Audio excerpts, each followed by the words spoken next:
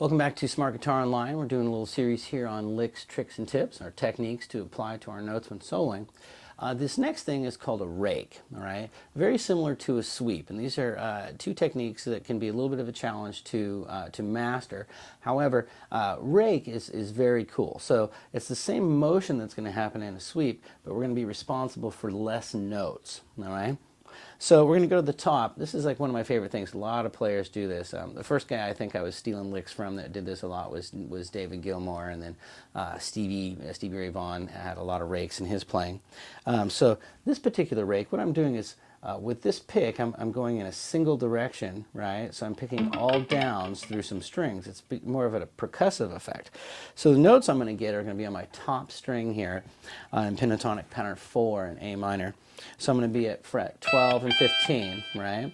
So what I'm doing is I'm striking through 4 strings, right? And I'm muting them, right? So the only note I ended up hearing was my top note at 12, and then 15,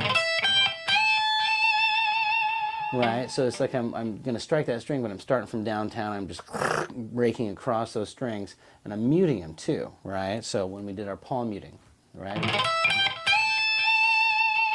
Right, so I raked across.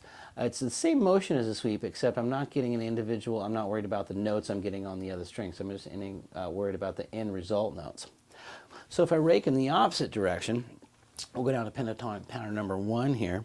All right, so my intended note here is going to be A on string 4. So what I'm doing is I'm now going all up picks in this direction. So I'm dragging the pick rigidly through the strings. Right, so it's a percussive effect. Right, so we had 2. We had a rake where we raked up to the top, right? That's on up here at 12 and 15. And down here, right? So that's rakes.